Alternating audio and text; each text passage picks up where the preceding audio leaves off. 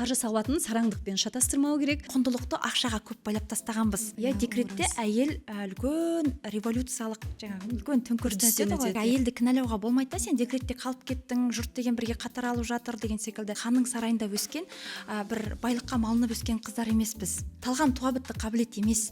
Ол деген кәдімгі спортшының бұлшық еті секілді. Қаржы саласы мен стильді, фэшнді бір-біріне қарама-қайшы, бір-біріне келіспейтіндей, бір-біріне қайшы ұйымдар деп қабылдайды.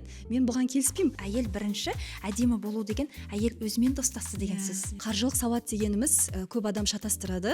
Қаржылық сауат дегеніміз қаражатты құртпау деп. Ол жинаған қаражатыңыз сізге тіпті бақыт әкелмеуі де мүмкін. Менің де өсу процесімде менде шопоголизм ауруы да болған шығар. Қазақ аудиториясына қатысы жоқ секілді қабылданады. Инвестиция саласын айтам. Армысыз құрметті көрермен. Бүгін біз сіздердің назарларыңызға су жаңа жобамыз Сырт көз атты подкасты ұсынамыз. Неге дәл сырт көз атауын таңдадық? Себебі күнделікті өмірде біз өз мінез құлқымызға, әдетімізге әділ баға бере алмай жатамыз. Яғни көп құбылыстар бізге анық көрінбей қалуы мүмкін. Ал егер біз оған сырт көзбен, бейтарап көзбен қарайтын болсақ, ол нәрселерге объективті баға бере аламыз деп сенеміз. Сондықтан да Сырт көз подкастында біз қоғамдағы, бизнестегі, өмірдегі өзекті тақырыптарға сырт көзбен, сыни көзбен қарай отырып, әртүрлі тәжірибелі мамандармен әдемі, тұшымды ой талқы жүргізгіміз келеді.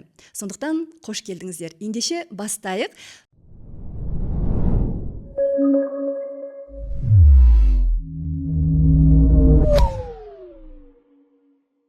Бүгін алғашқы түсірілімнің құрметті қонағы мыңдаған қазақ әйелінің гардеробына, ойлау жүйесіне үлкен өзгеріс серпіліс әкелген, қазақ аудиториясына талғам мен стильді үйретіп жүрген стилист, мықты маман Бұлбұл Қалқамбаева. Бұлбұл ханым, қош келдіңіз біздің подкастымызға. Сізді бүгін көргенімізге өте қуаныштымыз. Қош көрдік, көп рахмет шақырғандарыңызға. Бүгін қыз-келіншектерге, біздің қоғамға барынша пайдалы болуға Алла нәсіп етсін. Меніңше бүгін біз өте бір қызықты, пайдалы әңгіме айтатын боламыз. Ең алдымен Бұлбұл ханым, өзіңізді таныстырып кетсеңіз. Қай жердің тумасысыз? Осы сән әлеміне алғашқы қадамыңыз қайдан басталды, қалай басталды? Осыдан бастасақ. Жалпы мен көп қыз-келіншектерден, дамушы қыз-келіншектерден еститінім, сән деген дүние және қазақ тілі ол екеуі екі параллель өмір болып келді. Яғни бір-бірімен қиыспайтындай болып келді. Бірақ бізде енді барлығы бала күннен басталады ғой. Сәл жетпей қалған, кимей қалған көйлектен басталған шығар. Енді менікі басқаныкын қайдам. Мен ханның сарайында 10 көйлек ауыстырып өскен жоқпын. Сондықтан да бір талғаммен, бір әдемі эстет болып туылдым деп айта алмаймын. Бірақ жалпы ішкі қалау, ішкі мен, ішкі дауыс соған алып келді. Өскеменде тұрдым. Бірнеше жыл, 20 жылдай сол жақта. Стилист болсам, жалпы әдемі киіндіруге деген құлшыныс, әдемі киінуге және қыз-келіншектерге көмектесуге деген құлшыныс сол жақтан бастады. Одан кейін үздіксіз оқу, әлі күнге дейін қазір жалпы осы нарықта жүргеніме 7 жылдан сәл асыпты. Керемет. Расында да өте дұрыс айтасыз. Мен өзімде осы подкастқа дайындық барысында ойландым. Бізде 90-шы жылдар туылған ұрпақпыз ғой. Экономикалық құлдыраудың ұрпақтарымыз. Соның әсерін, зардабын көп көргендейміз. Мысалға өзіме тіпті мен баға беретін болсам, менде де осы фэшн, стиль тарапынан бағалайтын болсам, өте көптеген бір миымда қарсыластықтар бар секілді көрінеді. Сондықтан сіздің жасап жүрген жұмысыңыз әсіресе қазақ аудиториясына өте пайдалы деп білемін. Негізі сіздің жұмыстарыңызды бақылаған кезде байқағаным, өте бір кәсіби тұрғыда қарайсыз. Одан бөлек парақшаңызда сән әлемінен, осы шығармашылығыңыздан бөлек үздіксіз дамуды көрем әрқашан. Жан-жақты дамып жүресіз, жаңағы ішкі дүние дейміз, интеллектуалды тұрғыда басқа тараптардың барлығынан теңдей деңгейде әрқашан дамып жүргеніңізді бірден аңғаруға болады. Бұл жалпы бұның түп төркіні неде? Мысалға, дәл қазіргі осындай үздіксіз дамуға сіз бала кезден бейім болдыңыз ба? Бала кездегі Бұлбұл ханым қандай болды жалпы? Күшті сұрақ. Мен тіпті қалай жауап беру керек еді деп ойланып қалдым. Бұл бір арнайы сценарий емес, аудитория үшін осылай дамиын, осы жағымды көрсетейін деген дүние емес. Жалпы қазақ әйелі, қазақ қоғамы, қазақ тілі және фэшн, сән индустриясы екеуі екі параллель, екі рельс, бір-бірімен ешқашан қиыспайтын құсап көрінді ғой. Сондықтан да ең алғаш аудиторияға алып келген кезде бұл нәрсені аудиторияда қатты қарсылас болды. Аудитория қатты қарсыласты, әпкелеріміз жаңағы тұрмысқа шықтық, бала таптық, сән не керек, бұл жарқырап қайда бара алмай жүрсің деген секілді қоғамнан өте көп қарсылық көрдім. Сондықтан да бұл контентті жүргізу, аудиторияға оны көрсету оңай болмады. Бірақ менің ішімде қашанда аудиторияға осыны айтсам екен, осыны жеткізсем екен деген секілді. Бұл енді менің өзімнің адам ретіндегі даму жолым. Контент үшін арнайы контент жоспар құрылған емес. Бірақ мен соны еш бүкпесіз аудиторияға көрсетемін. Сондықтан да менің парақшамда тек қана сән ғана емес, сол жерде әйелдің даму жолы бар.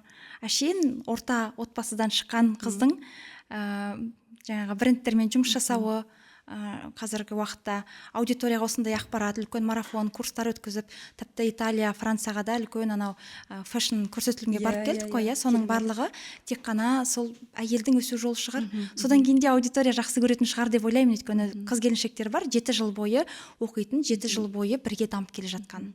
Соның бірі мен шығармын. Негізінде сізді көптен бері оқимын. Расында да осы шынайылығыңыз барлығы білінеді. Сырт көз ретінде осының барлығы өте жақсы білінеді. Жалпы сіз осы кәсіби жолыңызды фэшн саласындағы Өскеменнен бастадыңыз сонда, Иә. Алғашқы қадамыңыз қалай болды? Жалпы қалай басталды? Қандай қиындықтар болды? Декреттен басталды. Өте таныс жағдай.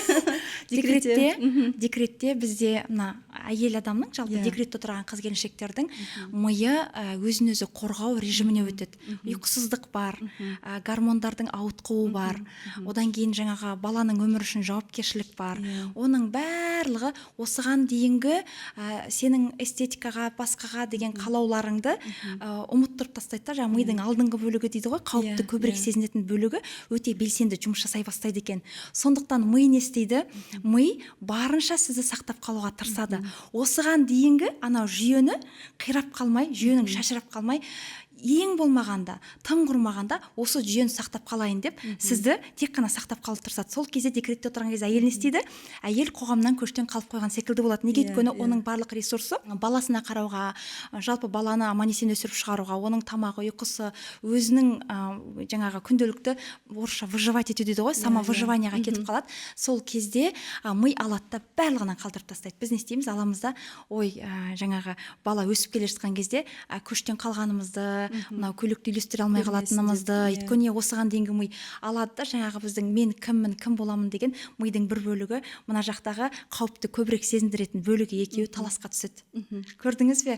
Сол кезде әйел не істеймін деп өзін іздеуді бастайды. Жалпы бір баладан кейін, 2 баладан кейін бір әйел, қыз-келіншек 27-30 жасқа келген кезде өміріндегі осыған дейінгі көп рөлдердің барлығынан шаршай бастайды. Ол шаршау деген жаңағы қолды бір сілтеп айдалаға кетуді айтып жатқан жоқпын. Ол өзінің ана рөлінен сәл шаршайды, келін рөлінен сәл шаршай бастайды. Әйел әшейін әйел болғысы келеді. Ағыл-тегіл анау энергиясы, әйелдік болмысы, әйелдік энергиясы етегіне дейін төгіліп тұратын қыз-келіншек болғысы келеді. Мен кіммін? Мен осыны жақсы көретін едім ғой деген қалаулар ояна бастайды. Сол кезде менде сәнге деген қызығушылық басталды. Ол кезде стилист қазақ аудиториясында қазақ тілінде мүлдем жоқ, ақпарат өте қолжетімсіз, қолжетімді емес мүлдем. Бірақ жаңағы Украинадағы Маргарита Мұрадова, ол жақтағы Александр Клейменов, тағы да бір фэшн мектеп, ол жақта Қазақстанда офлайн курстар, одан кейін үздіксіз әлі күнге дейін ресейлік, жаңағы мықты украиналық, мықты стилистер, енді олар бізге қарағанда жалпы мына шетел, Италия, Еуропа, олар көшілгері, солардың лекцияларын әлі күнге дейін сатып алып, әлі күнге дейін қарап, сәнде болып жатқан жаңалықтарды қарап өсіп дамудамыз. Керемет. Расында да сіз жаңа өте бір жақсы нәрсені атап өттіңіз. өзіңіз айтқандай әйел адам мысалға отбасылы өмірге қадам басқан кезде иә жаңағы өзін өзі ары қарай қалай мен дамытамын деген сұраққа сіз өзіңіз күшті бір үлгі ретінде болдыңыз да, яғни адам өзінің осы ойын, осы бір шетінен уайымын дұрыс жаққа қарай бағыттай алады, және осыдан қандай керемет нәтиже шығатын өз мысалыңызбен, үлгіңізбен көрсеттіңіз деп ойлаймын. Мысалға менің өзімде жалпы сіз секілді декреттік кезеңде өмірім былай қарағанда түбегейлі өзгерді деп айтсам болады. Сол алғашқы декретке шыққан кезде ақырындап блогты қатар жүргізіп бастадық, инвестиция жасап бастадық. Мендегі өмірдегі бір үлкен жаңашылдық сол болды. Яғни расында да әйел адам бір тереңінен ойлап бастайды декрет кезінде. Оны мен тұйыққа тіреледі, шешім іздейді. Бір үлкен жоспарлар құрып бастайды. Мен қайтсем де бір ішкі күші де көбейетін секілді негізінде. Сондықтан да жаңағы әйелді кінәлауға болмайды да, сен декретте қалып кеттің, жұрт деген бірге қатар алып жатыр деген секілді. Біз білмейміз ғой оның миының жаңағы қандай самосохранение, яғни қалай әйелді қорғап қалуға тырысқандығын, әйел қандай стресстен өткендігін. Декретте әйел үлкен революциялық жаңағы үлкен төңкерістен өтеді, үрдістен өтеді. Керемет. Ал енді жалпы біз бүгінгі тақырыпты гардеробтағы хаос, бұл ақшадағы хаосқа алып келеді деп түйіндегенбіз. Осы тақырыптың аясында әңгіме құрғымыз келеді. Байқасам, мысалға өз мысалымнан, адам көбінесе өз тарапынан бағалайды ғой. Өз мысалымды алатын болсам, қазіргі таңда көптеген кездесулерге барам, жаңа келіссөздерге барамыз. Сонда мен миыма ауыртпашылық түсіргім келмейді екен. Ең жеңіл жол қандай деп ойлаймын? Бір пиджак болу керек. Сөйтіп барамда бір-біріне ұқсайтын, жаңағы миға салмақ түсірмейтіндей біркелкі пиджак алам. Одан кейін соның қасына классикалық шалбар алам, болды. Одан артық эксперимент жасауға білмеймін, батылым бармайды ма, уақытым жетпей жатады ма. Осы орайда мысалға алғашқы осы талғамды көтеруге, жаңағы сән әлеміне қарай бет бұруға қарапайым адам қалай алғашқы қадам жасауға болады? Қандай ойдан немесе қандай әрекеттен бұл басталу керек деп ойлайсыз? Жалпы гардеробтағы хаос, ақшадағы хаос дедік қой, бірақ екеуінің де түпкі түбірі анандай ғой, жүйенің болмауынан ғой. Гардеробта дұрыс жүйе жоқ, ол жердегі ойлау жүйесі дұрыс емес болып тұр ғой. Ақшада да солай. Біз ақшаны хаос қай уақытта жібереміз, біз күнде кішкене дұрыс емес қадамдар жасаймыз. Яғни ойлау жүйеміздің дұрыс болмауы гардеробта хаосқа да алып келеді, ақшадағы хаосқа, жалпы өмірдегі хаосқа алып келеді. Енді талғам деген ол туабітті қабілет емес. Айтып тұрмын ғой, оның үстіне біз ханның сарайында өскен, бір байлыққа малынып өскен қыздар емеспіз.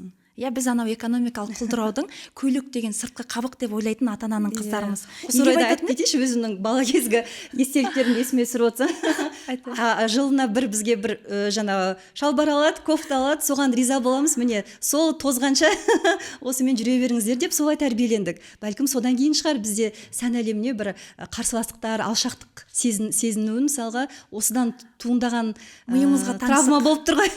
Таңсық, бірақ біз ол кезде травма деп ойламадық қой, бір қызығы. Мысалы, бір тоқыма, біз енді шығыста күрти деп айтады ғой, кофта.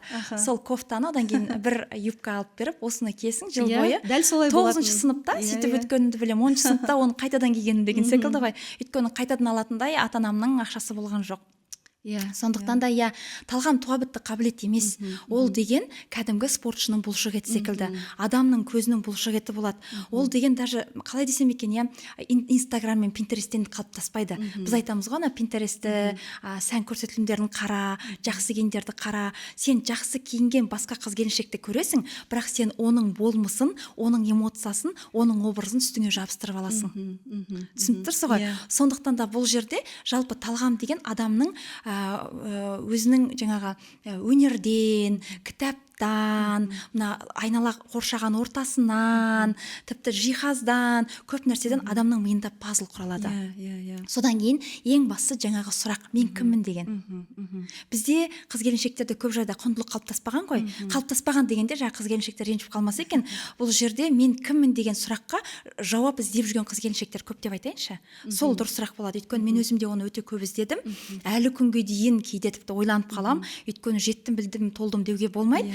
Бірақ мен кіммін, жалпы бұл өмірдегі менің өмірлік статусым қандай, менің болмысым қандай деген сұрақтарға әйел жауап бере алған кезде ол өзіне не керек екенін біледі. Сөйтіп әйел жаңағы өзінің талғамын қалыптастырады. Содан кейін барып қана жаңағы Pinterest, Instagram, бір блогердің жарнамасы, не болмаса дүкендегі жақсы пиджак дегенге көңіл жай аударуға ғана болады. толықтырулар болып тұр ғой. Басында сен өз-өзіңмен жұмыс жасап, өз-өзіңді танып, негізінде осы қаржы саласымен стильді, фэшнді бір-біріне қарама-қайшы, немесе бір-біріне қалай дейміз, бір-біріне келіспейтіндей, бір-біріне қайшы ұйымдар деп қабылдайды. Мен бұған келіспеймін. Қаншама керемет параллельдер жүріп жатыр. Сіздің айтқан сөзіңізбен. Мысалы, мен үйден сұрайды, қаржы сауаты неден бастайды? Мен айтамын, самодиагностикадан бастау керек деп, яғни тіпті арнайы тесттер болады. Сол жерде мысалға өзінің психотипін адам тани алады. Мен қаншалықты жаңағы импульсивті покупкаға бейінмін, немесе мен бәлкім сараң шығармын деген секілді. Яғни расында да бұл жерде де дәл солай. Адам жаңағы өзінің ішіне үңіліп, өзін танып, осы орайда отырып анализ жасаудан кейін ғана барып өзінің гардеробын, өзінің стилін қалыптастырып бастау керек екен сонда, Енді қараңыз, пиджак барлық қыз-келіншекке жараспайды ғой. Гүл-көйлек бір қыз-келіншекке жарасады, біреуге жараспайды. Ол жерде мысалы ол қыз-келіншектің мінезі жұмсақ, жалпы өзі нәзік болатын болса, өзі бір стилистикада айтады, романтика дейді, сондай бір қырлары болатын болса, ол қыз-келіншекке жаңағы шифон, анау жібек, төгіліп тұратын жеңіл фактуралы гүл-көйлектер жарасады. Бірақ мысалы бетінде эмоциясы қатты көрінбейтін, мынау ассоциировать етеміз ғой, мынау кеңсемен, офиспен, ондай қыз-келіншектер болады, жалпы эмоцияға сараңдау келеді. Ол қыздарға жаңа тік линиялар, тік пішімді пиджактар жарасады. Салқын қандылау көрінетін, эмоциясы қатты көрінбейтін қыз-келіншектер бар, не болмаса бір анау көзі, не дейді бізде стилистикада ана хищниктер деп айтады, негізі жыртқыш, андай көзі бір не андай жыртқыш аңның несі ұқсап бір көзқарасымен несі бір ойнақы, ол қыздарға жаңағы драманы жарастырады деген секілді. Батыл қыздар болады, оларға да драманы қосады. Бұл жерде енді көрдіңіз бе, әйел өзін танымай, әйел басқа образды өзіне жабыстыра береді. Дұрыс айтасыз. Сөйтіп хаос болады, ол ертең қалтаға да салмақ түсіреді. Сондықтан артық шығынға ұшырамас үшін расында да бәрін жүйемен, бәрін ретімен бастаған өте дұрыс болады. Сонда жүйе дегенде ойлау жүйесін қалыптастыру керек. Ойлау жүйесі жалпы өмірде барлық жүйені дұрыстап құрады. Ойлау жүйесі әдеттерге алып келеді, жақсы әдеттерге. Сонда мысалға сіз енді көп адаммен жұмыс жасайсыз ғой? Осы кезде сіз бірінші сол адамды көбірек тануға тырысасыз ба? Қалай жүреді бұл процесс? Біз жалпы енді клиент келген кезде, адаммен сөйлескен кезде 15 минутта адамның бір екінші адамға, өздеріңіз айтқандай сырт көзге бір эмоцияны береді. Жалпы адам туралы 3-4 секундта пікір қалыптасып қояды, образына, имиджіне, басқасына қатысты. Бірақ енді біз кішкене тереңдеу жұмыс жасағандықтан анкета толтыртамыз, адаммен осылай сөйлесеміз, бірақ 15-20 минутта адамның сөйлеу мәнерінен, әдебінен, өзін ұстау әдебі болады ғой, содан адамды байқап қоюға болады. Ол жерде қандай фактуралар дейді, яғни матаның қандай түрі жарасады, қандай түстер келеді, адамда бір тыныш, тұйықтау, демек бір табиғи түстер ұсынамыз ба деген секілді. Болмаса өзі бір жарқырағысы келетін, жарқырауға қажеттілігі бар қыз-келіншектер де көрініп қояды. Ол жерде жарқын түстер ұсыну керек. Бұл жерде жай ғана былғары емес, бұл жерде лакированный, жаңағы кожа деп айтады ғой, лак кожа былғарын ұсыну керек.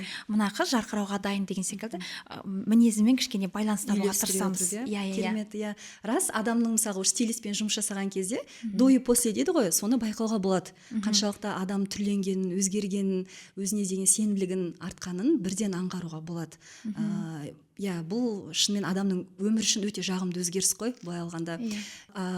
Мысалымнан қарайтын болсам, сіз секілді басында жаңа 90 жылдары бізде тапшылықты көп көрдік.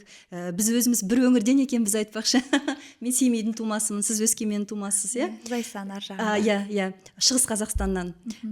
Кейін барып миыма қай кезде бір үлкен жаңашылдық төңкеріс келді деп айтатын, есіме түсіретін болсам, корпоративті өмірге қадам бастым, университетті аяқтадым.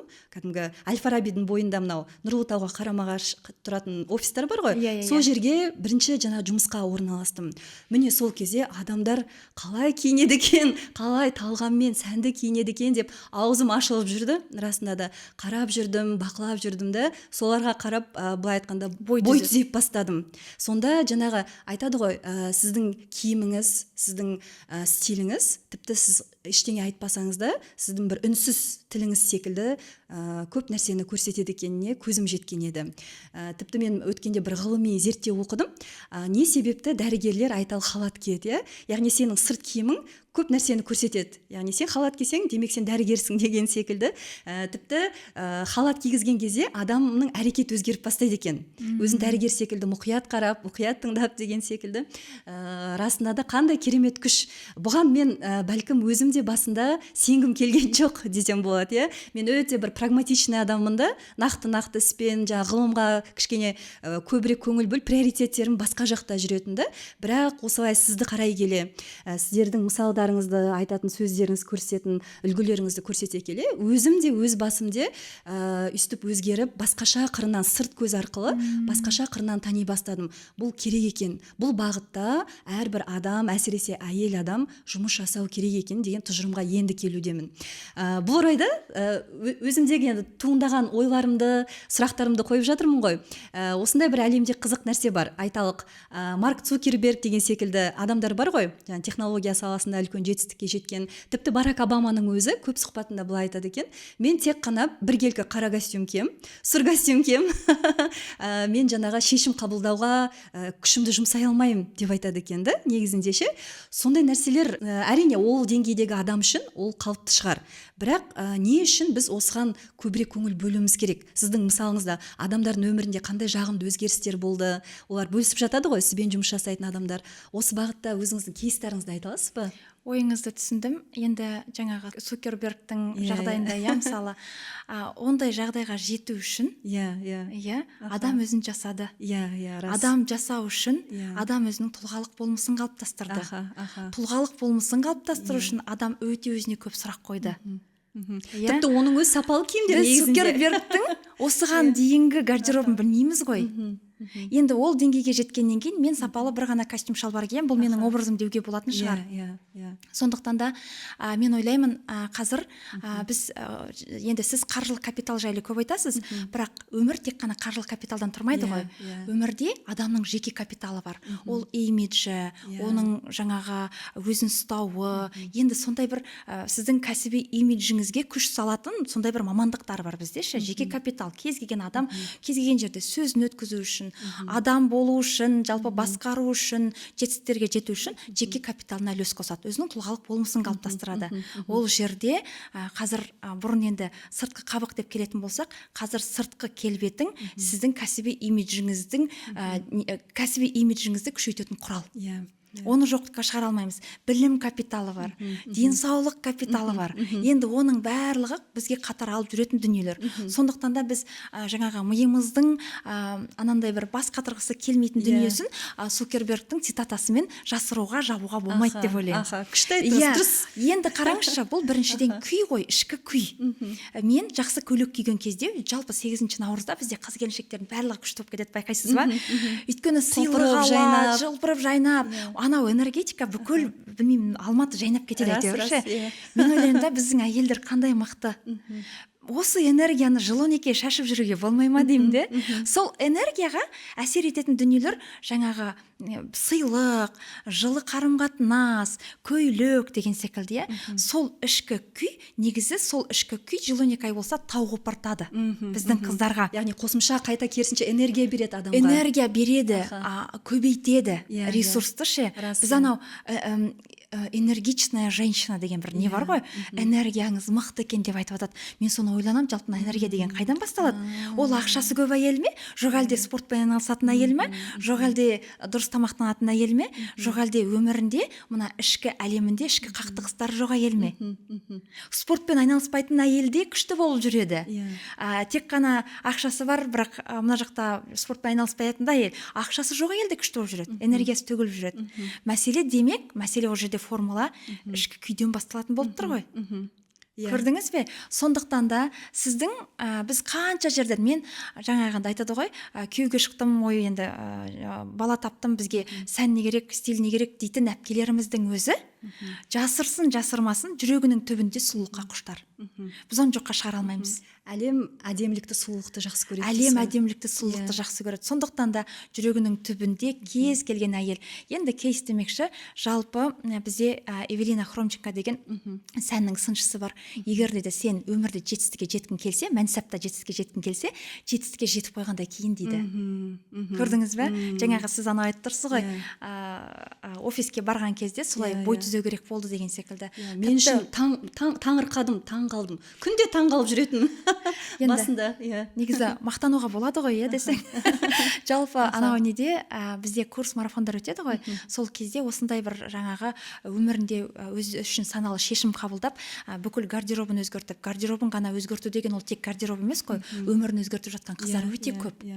Жолдасымен қарым-қатынас өзгеріп кеткен. Неге? Өйткені әйелдің ішіндегі ішкі қақтығыс азайды. Әйел бірінші әдемі болу деген әйел өзімен достасты деген сөз.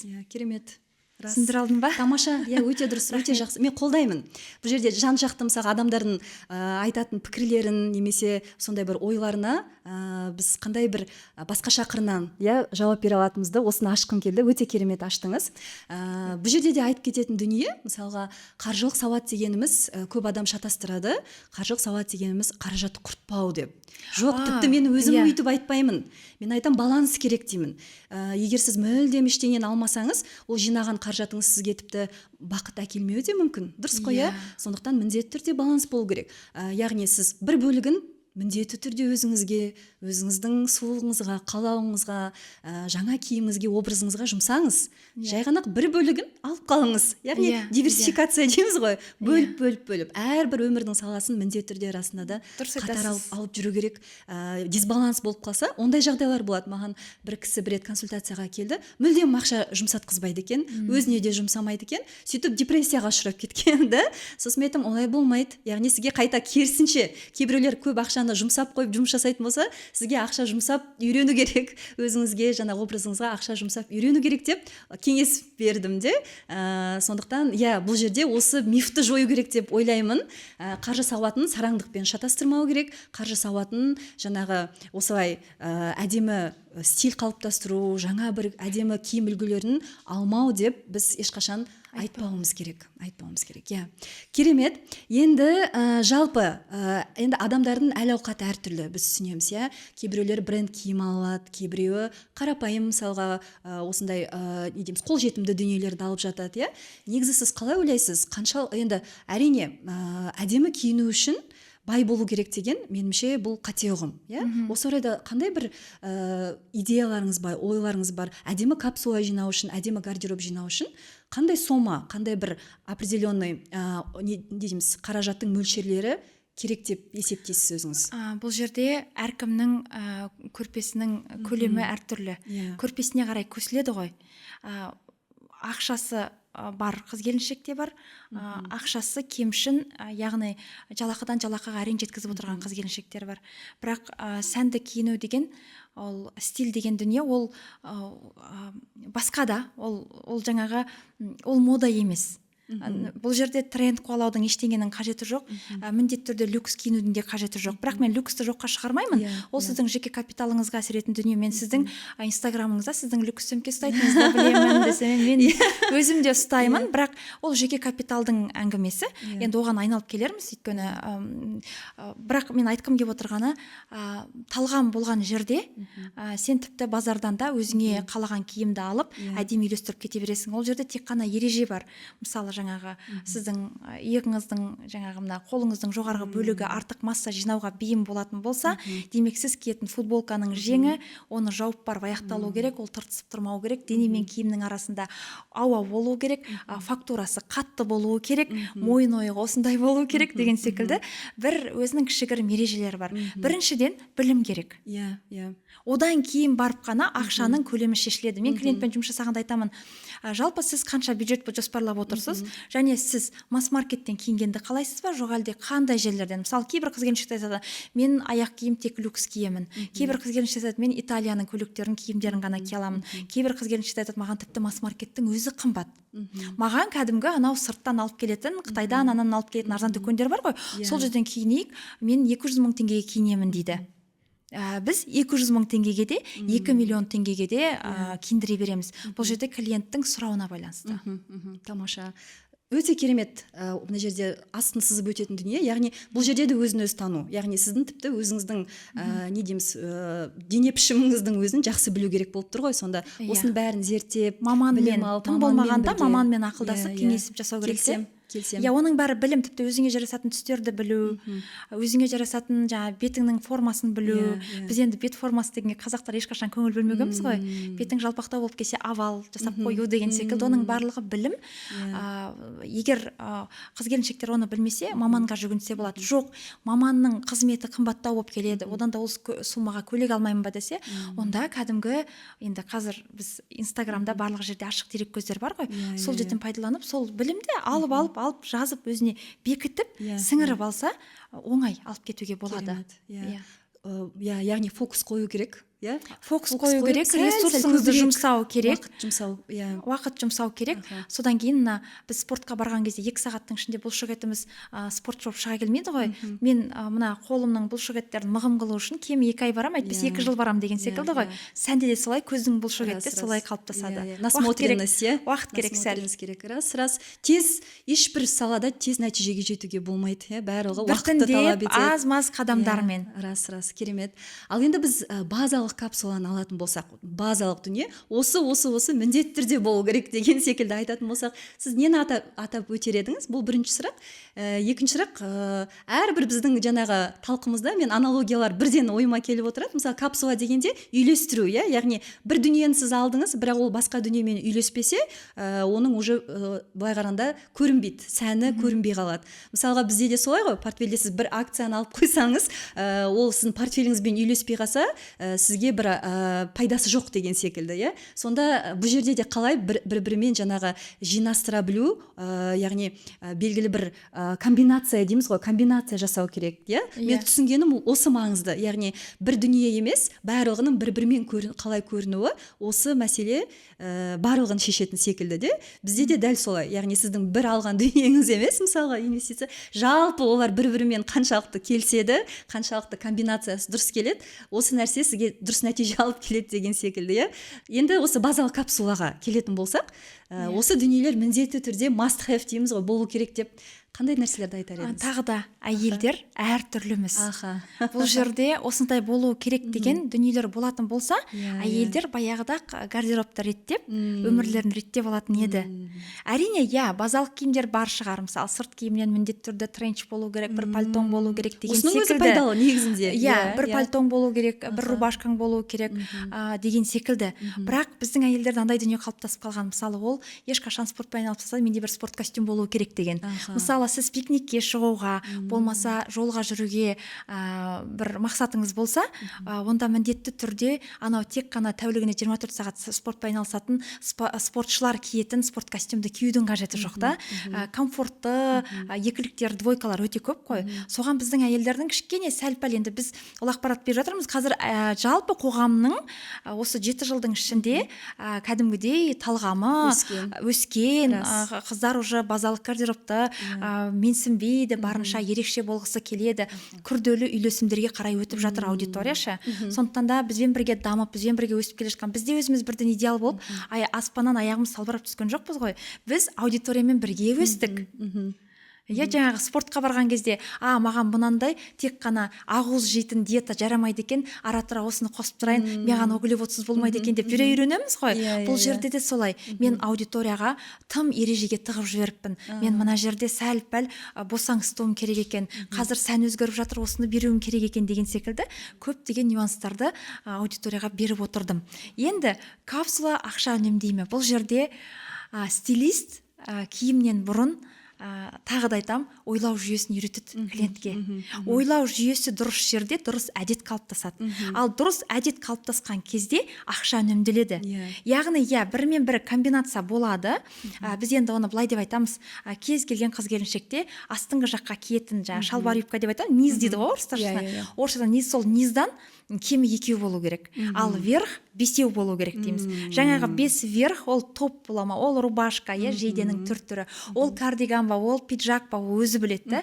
Бірақ ол жаңағы 5-еуі де ана 2-еуімен үйлескен кезде кемі 25-27 образ шығу керек деген біздің өзіміздің бір формуламыз бар енді. Күшті. Әрине болады оны жасауға. Бірақ бәрінен бұрын сіз қараңызшы, жаңағы күнделікті үйлестіріп кие алған кезде, олар бір-бірімен үйлесе берген кезде, сізде артығырақ тағы жүгіріп барып сатып алатын импульсивті сатып алудың саны азаяды ғой. Сол жерде ақша үнемделеді ғой. Ол сол ақша жаңағы қаржыгердің шешетін мәселесі де. Сол ақшаны жаңағы инвестицияға, тағы басқа нәрсеге жұмсауға болады. Мен енді инвестиция дегенде шынын айту керек, мен сізбен бірге бастадым. Мен осыған дейін өзімнің қажеттілігім болмаған шығар. Бір жерде болмаса, бір жерде менің де өсу процесімде менде шопоголизм ауруы да болған шығар. Қазір саналы сатып алуға көштім. Бірақ менің ақшам босап қалған кезде мен сол ақшаны көбейтейінші деген менде қажеттілік туындады. Қазір енді сіздің анау смарт инвестор курсыңызды оқып, содан аз-маз кішкене әйтеуір ақырын, бірақ енді ол жақ шашырап жатыр, ол жақта хаос. Бірақ бастадық, аз-маз өсімдер көре бастадық. Мен айтып қоямын, қандай керемет.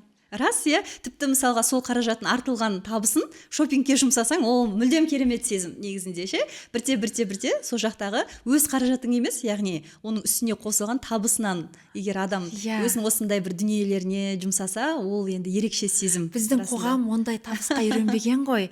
Жалпы онлайн дегенге үйренбеген. Сіз айтасыз ғой жаңағы анау акцияны, ана мұхиттың ар жағындағы бір акцияны сатып алып, жоқ. Біздің қазақ бір ауылда отырып, екінші ауылдан бір көйлек алдыртуға қорқады. Барлығы емес, бірақ жалпы сенім төмен. Одан кейін мына құндылықты ақшаға көп байлап тастағанбыз. Әсіресе біздің ұрпақ, біз құндылықты ақшадан көрген кезде одан айырылып қалудан қорқамыз ғой. Көрдіңіз бе? Сондықтан да білім жетпейді, көйлектен қателесіп қалды. Мен айтамын ғой, қазір әлем соншалықты дамыды. Біз міне Корея қол созым жерде, Америка қол созым жерде. Біз қалаған көйлегімізді бір бренд алғымыз келді ме? Америкадан алдырта саламыз ғой. Қыздар, алдыртыңыздар. Адасып кетсек, мен айтамын енді аузы күймеген қалай үйренеді? Аузымызды күйдіртуіміз керек. Оның қасында енді сіздің бастап жатқан дүниеңіз, жалпы мына инвестиция деген тақырып, ол күшті. Мен бұл тақырыпта сіз екеуміз киноларда айтышады ғой, мы союзники деп ше. Біз одақтас мамандармыз, одақтас эксперттерміз деп ойлаймын. Сіздің жаңағы айтқандай, мысалға менде басында орысша бастаған блогты.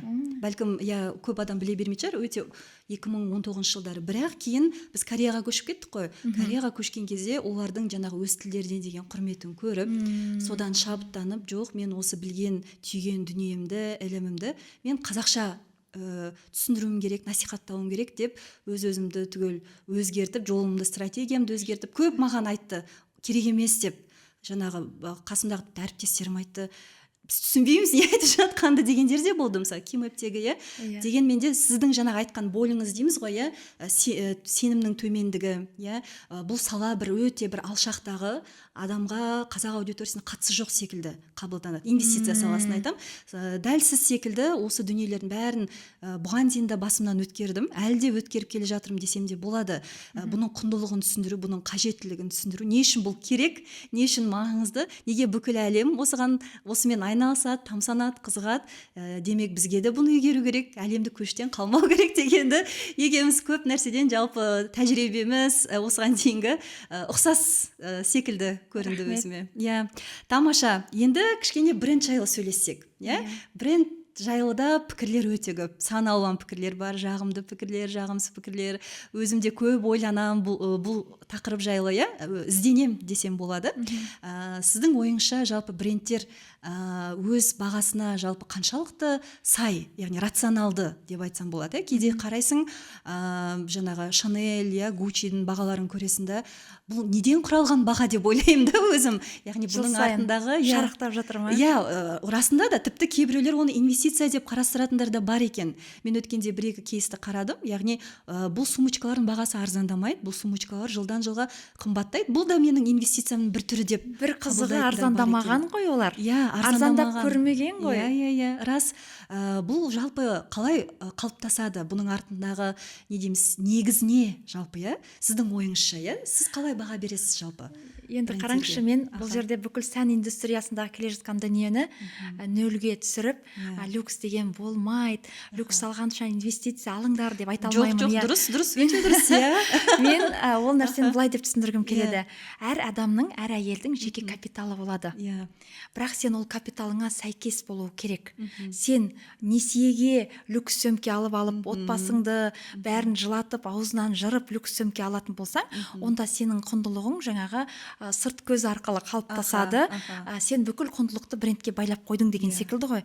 Мен сол нәрсені қайта айтамын, өйткені расымен де бізде құндылық қалыптастыру жағынан біз өте көп жаңағы құбылмалымыз деп айтады ғой, иә. Өзім де бұл жолда әлі кейде, тіпті болмаса кейде пенде болғаннан кейін әртүрлі болады. Бірақ айтқым келетіні, егер сіздің жеке капиталыңызға ол әсер ететін болса, сіздің образыңызға ол сөмкені сіз ұстайсыз да, мысалы бірнеше ұстайсыз. Мен өзім қазір анау Селиннің қамыстан тігілген сөмкесін осыдан 3 жыл бұрын 260 мыңға алғанмын. Сөмке үшін ол кезде енді әлдекім үшін ол арзан баға, әлдекім үшін ол өте қымбат баға. Өйткені біреу 26 мыңға алады, ал біреу үшін 260 мың не, 2 миллион 600 мың теңге деген секілді. Бірақ мен осы уақытта 3 жылдың ішінде сөмке алмаған екенмін. Түсініп тұрсыз ба? Ол маған капитал ретінде барлық ойға да, тойға да, қырға да, бізде қазақ сөйтіп айтады ғой, тауға да, барлық жерге ұстай беретін сөмке, демалысқа да, барлық жерге де өзімнің стиліме де келеді, өзімнің құндылықтарыма да сәйкес келеді деген секілді. Енді қараңыз, жаңағы біз құндылықтардың ара жігін ажыратуымыз керек.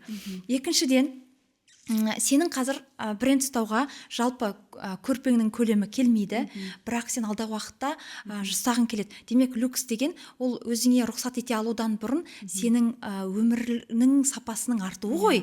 Демек, сен күнделікті жалақыдан жалаққа жұмыс жасап жүріп, сол жерден жаңағы гардеробыңды дұрыс құрып алып, өйткені кішігірім қателіктер жасауды азайтқан болсаң, сен дұрыс әдеттерді қалыптастырған болсаң, сенің сол қаржылық әдеттерің, жалпы құндылықтарды қалыптастыру әдеттерің, білім, іздену әдеттерінің барлығы 5 жылдың ішінде сенің өміріңнің сапасын көтерсе, онда люкс сөмкеңді де ал, жақсы үйде де өмір сүр.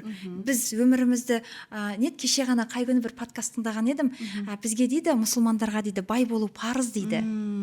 Бай болу парыз дейді. Егер бізге бай болу парыз болмаған болса дейді, неге Алла бізге 5 парыздың ішіне зекетті қосты дейді. Дұрыс. Зекеттегі, мен соған қарадым да, мәссаған, не деген керемет ой. Демек, біздің қазақ, біздің мұсылман қазақ, ол ешқашан кедей болмау керек. Дұрыс айтасыз. Көріп тұрсыз ғой? Демек, біздің, егер де біз жалақыдан жалаққа жұмыс жасап жүрсек, әркімнің, мен айтпаймын, ойлау жүйесі дұрыс, расымен де ақша жетпейтін адамдар бар. Расымен де қазір бір тіршіліктің несінен шыға алмай жүрген адамдар. Өзіміз де, мен де мысалы орташадан төмендеу деп айтуға болады. Отбасынан шықтым. Мен тиынға тиын қосқан ата-ананың қызымын ғой. Бірақ сол жаңағы анау заманға сай бейімделуде бір кішкене сол әдеттерді қалыптастыруға тырысып жатырмын да қазір. Алға ұмтылыс дейсіз. Мен өйткені менде жаңағы стильден бұрын, стиль мен шопоголизм деген тақырып екеуі екі түрлі. Оны шатыстыруға болмайды.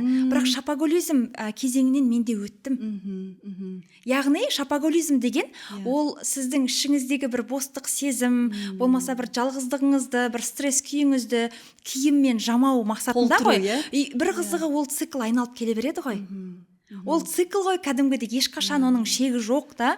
Яғни нақты түп тамыры шешілмей қалады проблеманы. Нақты проблеманы шешілмей қалады. Бірақ жаңағы сіз тұлғалық болмысыңызбен жұмыс жасаған кезде, құндылықтарыңызды қалыптастырған кезде, ішіңіздегі бостықты біліммен, басқасымен өзіңізге рахат алып келетін энергия, ресурс алып келетін дүниелермен, ол спорт, ол би, ол кесте тігу, ол тоқыма, ол күшті тамақ дайындау, білмейміз ғой енді әркімдікі әртүрлі, жақсы адамдармен сөйлесу, саяхат, толтырған кезде, барлығы реттелген кезде өмірі соған қарай реттеле береді екен. Өміріңнің сапасы да соған қарай сәл-пәл арта береді екен. мен тіпті айтайын сізге, осыдан 2 жыл бұрын ештеңеден хабарым жоқ, әшейін Қазмұнайгаздан алып қоя салғанмын акция. Білмеймін, бір қызық, әрқайсысы барлық жаңа бәрі талқылап жатқан кезде ғой енді, шулап жатқан кезде, ол менің бір импульсивті покупкам болды, бірақ маған орысшалғанда повезло дейді ғой. Мен білмедім ешқандай жаңалықтарға, менің анау әлемде экономика дегеннің барлығын енді көп нәрсені білмедім. Енді ойлаңызшы, мен енді қана өзімді сақтау режимінен енді ғана шығып, әдемі болғым келеді, өзім үшін өмір сүргім келеді деген ғана қалауым ғана тұрда менің миымда. Мен стратегия алдағы уақыт ойлап тұрған жоқпын ғой. Бірақ сол кезде әйтеуір бір импульсивті көліктің арасында байқамай Қазмұнайгаздың бірнеше акциясын алып қойыппын. Осы жолы өсті ғой олар. Өте жақсы өсім берді. Арада 3 жылдың ішінде мен әлгі жерден 3 есе өсім көрдім. 2 есе емес, тіпті 3 есе өсім көрдім. Тамаша, вау, осы жердің асын сызып өтіп кету керек. 3 есе өсім. Мен өкініп қалдым да. Мен сол шапоголизм кезінде енді, бірақ ол этаптан да өтуім керек болған шығар, өйткені адам бірден анау қателеспесе саналыққа бірден келмейді ғой, саналы сатып алуға келмейді ғой. Қазір мен ойланамын да, мысалы, әр қыз келіншек ойлану керек деп ойлаймын. Мен мына киімді алған кезде, менде гардеробта киімі 3 киіммен үйлесе ме? 3 киіммен. Киімі 3 киіммен. Бір пиджакты ана үйдегі тек джинсамен ойламау керек. Үйдегі юбкамен, тағы бір нәрсемен. 3 үйлесім миға келген кезде барып қана ол киімді алу керек. Импульсивті покупка жасамаудың бір жолы. Екінші жолы үйге келіп ойлану керек. Қазір алмай тұра тұрайын. Егер ол расымен де түсіңізге кіріп шығатын болса, ертеңге барып қана алу керек деген секілді. Үшіншіден сол жерде 10-15 минутта киіп жүру керек. Өйткені ми тек қана киіп көрудің ғана рахатын көріп тұрады да сол жерде. Сондықтан сондай бір дүниенің барлығын жасап, енді сөйтіп ойланып барып алу керек те ше. Мысалы, рас жаңағы люкс сөмке маған 5 жылдан кейін де маған қызмет етіп тұр. Ол менің жеке капиталыма қызмет қылып тұр. Өйткені менің кәсіби, айтып тұрмын ғой, имиджімді күшейтетін құрал болып тұр. Демек, неге мен ол Селиннің сөмкесін ұстамасқа? Керемет, яғни әр нәрсе өз уақытымен, өзінің керек кезінде деп тұрсыз ғой. Мысалға, егер адам әлі ол деңгейге, мысалға жетпесе, демек оған қазір барлық мысалға соңғы қаражатын жұмсау, ол уже қателік болады. Одан кейін реплика алудың қажеті жоқ. Осы орайда да өте қызықты негізінде, репликалар жалпы өте көп. Әрбір брендтің түрлі репликалары болады. Соны алған қаншалықты дұрыс, немесе одан да басқа бір тіпті андай аты жер жар тұрмаса да, басқа дүние алған дұрыс па? Мысалы, сіз қалай айтасыз? Реплика деген нәрсе, біз бағана айттық қой, әйел өзін танымаған кезде әр образды, көшеден көрген әр эмоцияны өзіне жабыстырып алады. Ойлаңызшы, бүгін ана блогердің эмоциясын жабыстырып алады, бүгін Дана ханымның жаңағы алқызыл пиджагын көрді, ұнатты, жабыстырып алады деген секілді ғой. Шын мәнінде ол өзінікі нақты не екенін білмей тұр ғой. Стиль деген ол 10 киімді көрдің, бірақ оның да жарасатын біліп тұрсың, бірақ ішінен біреуін ғана аласың да.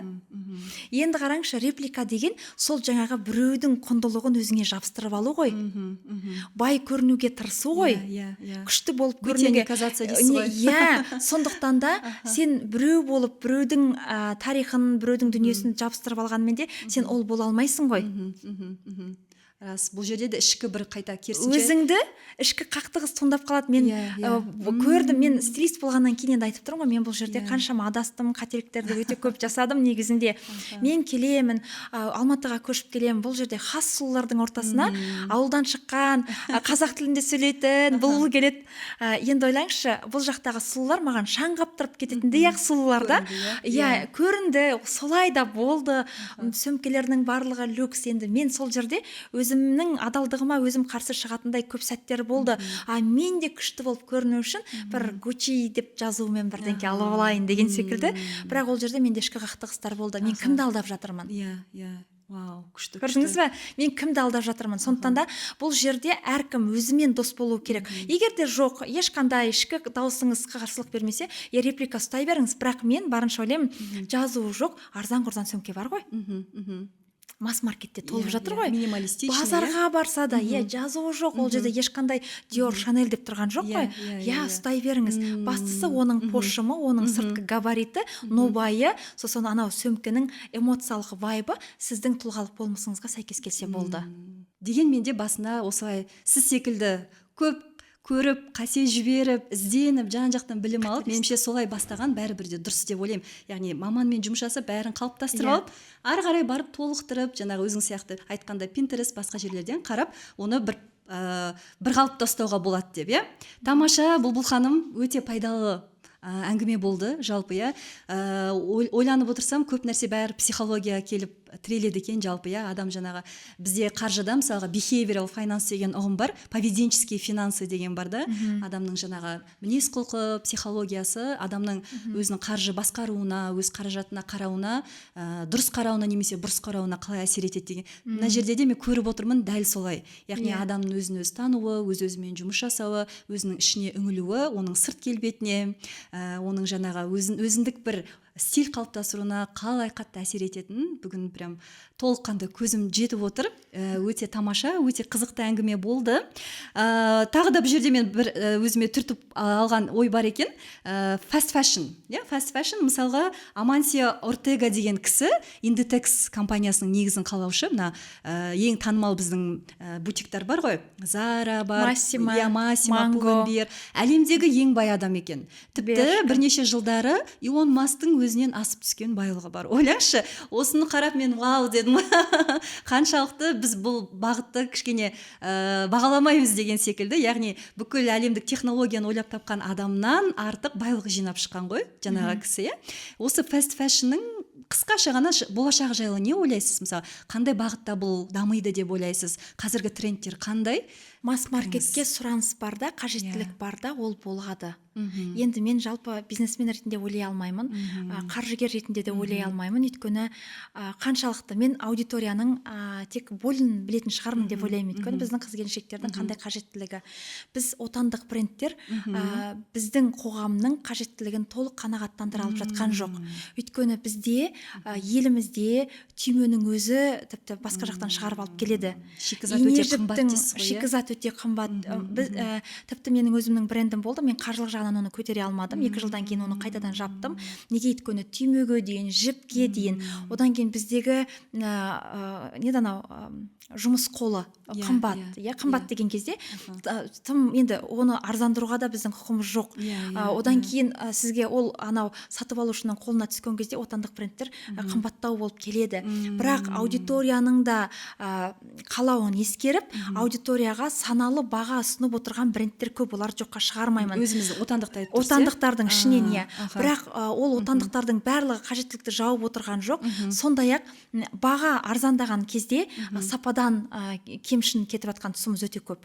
Яғни матадан үнемдеп қалады, болмаса түймеден үнемдеп қалады деген секілді. Ал масс-маркет, ол жерде де сапа керемет деп айта алмаймын, бірақ ол жерде сапа жоқ деп айтуға болмайды. Ол жерде жаңағы Массимадан бастап Zara, Mango, Pull&Bear, Stradivarius'тардың барлығы, олар әртүрлі, олардың ДНК-сы әртүрлі ғой. Жаңағы әртүрлі жастағы әйелге арналған. Массима 35, командасы үлкен болғаннан кейін Mango 35, Бершка, Stradivarius'тар жаңағы 15, 18, 20, 25 жасқа дейінгілерге арналған деген секілді. Былай шыққан кезде әлемнің бүкіл әйелін, бұл жерде стратегия сондай, әлемнің бүкіл әйелінің қажеттілігін қамтып қойған ғой. Түсінікті. Көрдіңіз бе? Сондықтан да мен масс-маркет ойбай болмайды, жоқ деп айта алмаймын, бірақ саналы таңдау болған кезде біздің әйелдер өздері таңдау жасайды. Содан кейін қажеттілікті сезінбейтін болса, мүмкін Inditex бізде жабылар. Біз білмейміз ғой. Мүмкін отандық брендтердің жаңағы басым болуы мүмкін. Болмаса эксклюзивті люкс брендтерге өтетін шығармыз. Бұл жерде әр әйелдің таңдауы және стратегиялық шешімі шешеді. Күшті, біз мысалға мен өзім енді Кореяда көп жыл тұрғаннан кейін сол жақтың мысалы мен көп ойланам. Солардың былай қарағанда маған берген әсері көп болды да. Ол жақта олар жаңағы отандық демекші, отандық дүниелеріне енді қатты қолдау көрсетеді екен да. Жаңағы айтқаным содан шығып отыр. Айталық, оларда осы бізге әйгілі бутиктерге көп адам бара бермейді. Бүйтіп біз секілді өте көп адамды толып жүргенін көрмейсің да, бірақ өздерінің жаңағы тіпті біз аттарын да білмейміз, ол жаңағы Made in Korea деген жазуы бар әйтеуір. Сондай нелерінде олар әрқашан жаңағы біз отандық өнім, экономика деген ар жағын ойлай отырып, дәл солай шешім қабылдайды екен да. Лайым бізде соған жетейік, мен осыны қатты қалаймын. Әрқашан ойлаймын Made in Kazakhstan деген жазуды көру, Made in Kazakhstan'ды кию деген енді ол да бір бөлек бақыт қой. Иә, әрине. Өзің еліңе мысалға ішкі қаражаттың іште қалуына сен былай қарағанда үлес қосасың да. Сондықтан бұйырса бәлкім сіздің брендіңіз қайта жанданады болашақта. Әмин. Бірақ өте көп брендтер бар, кешіріңіз сөзіңізді бөлдім. Жалпы біздің мәдени кодымызды, ұлттық құндылықтарымызды орамалға, әшекейге, зергерлік бұйымдарға салып жатқан мықты брендтер бар. Бұл жерде басында тұрған, жаңа айтады ғой, балық басынан, бұл жерде басында тұрған осындай бір патриот қыз жігіттер өте көп, және ол мені қуантады. Қиын болса да, өте қиын болса да, қазақтың тарихын зергерге салып қойған. Қиын болса да, біздің мәдени кодымызды таза жібек орамалдарға, біздің қазақ халқы, біздің апаларымыз, бабаларымыз анау жібек секілді, зығыр секілді таза құрамдарды киген ғой. Жаңғыртып сол жібек матаға біздің ұлттық, біздің сәукеленің, болмаса оюларымыздың барлығын салып, күшті алып кешкен брендтер бар. Қанша шығынға, мен білемін да, енді анау шығынның барлығы нақты қаржылық жағынан менің нем төмен, бірақ дегенмен де анау аз ақша емес екенін білемін, бірақ сол ұлттық құндылықтарды сүйреп, арқалап халыққа ұсынып жатқан жауынгер брендтер бар. Өте көп. Керемет. Көп рахмет Бұлбұл ханым. Енді бүгінгі әңгімемізді түйіндей келе, бір 3 қадамды айтсақ, міне біз бүгін тыңдадық. Енді мен не істесем болады деп ойлайды ғой оқырмандар. Сондай оқырмандарға мысалға біріншіден енді осыдан, екіншіден осыдан деп бір өзіміздің кішігірім қорытындымызды шығарсақ. Ең бірінші қадам, мен кіммін, менің болмысым қандай. Осы сұраққа жауап іздеу. Осы сұраққа жауап іздеу керек. Екіншісі, болашақты ойлау керек шығар. Жаңағы қаржылық капиталымыз, жеке капитал, білім капиталымыз, жеке капиталымыз, білім капиталымыз, денсаулық капиталымыз. Өйткені денсаулық капиталда қазір өте маңызды. Сондықтан да әр қыз келіншек соған қатты ойланса екен деймін. Үшіншіден сол жағы тұлғалық болмыс қайта айналып келіп жатырмын. Өйткені тұлғалық болмыс бар жерде гардеробта түзу, өмірде түзу, барлығы дұрыс деп ойлаймын. Лайым қазақтың қыздарының гардеробында да, қаржысында да хаос болмасын деп тілейік. Рахмет. Барлық жаңағы Чеховтың сөзі бар ғой, адамның жаңағы келбеті де, түрі де, ішкі жан дүниесі бәрі әдемі болу керек деп, сол сөзге келсем. Мұсылман әдемі болу керек деп айтады ғой. Жұпар иіс шығып жүру керек мұсылман деген секілді. Тамаша. Сондықтан біздің қоғамымызды көркейте беріңіз, қоғамның құлпырып жүруіне, жайнап жүруіне өз үлесіңізді қоса беріңіз деп тілеймін. Жұмысыңызға сәттілік. Көп рахмет, құрметті көрермендер. Бүгінгі подкасттерге қызықты болды деп ойлаймын. Барынша ашық, шынайы әңгіме құрғымыз келді. Мен өзімді біраз сұрақтарыма, біраз ой толғауларыма кәсіби жауап алдым. Рахмет. Ал Бұлбұл ханым, бүгін біздің командамыздың атынан сізге кішігірім сый. Біздің стартаптың аты Finovation деп аталады. Finance plus Innovation, яғни қаржы мен инновацияның саласында біз қазақ тілінде білім беріп жүрміз, қаржы сауаты бағытында, және бұл біздің қаржы планері дейміз. Шығындарыңызды, кірістеріңізді, мақсаттарыңызды жазып жүре аласыз. Рахмет. Бай қуатты болыңыз. Біздің осындай дәулетті, әдемі, қаржылай сауатты қоғамдағы адамдар көбейе берсін деп тілейміз. Рахмет. Енді осыған жазатын болдым ғой, мен өйткені өзім жазамын үйде кір шығысымды. Жақсы екен. Күшті, рахмет көп. Көп рахмет сіздерге шақырғандарыңызға. Көп рахмет. Енді біздің арнамызға жазылып, пікір қалдыруды ұмытпаңыздар. Және де айтып кететін дүние, ең қызықты пікірге де осындай қаржы планерін сыйласақ болады. Бұлбұл ханым екеуміз таңдап, осындай қаржы планерді 3 көрерменге сыйласақ болады. Сондықтан пікірлеріңізді, ойларыңызды, кері байланыстарыңызды міндетті түрде күтеміз. Сау болыңыздар.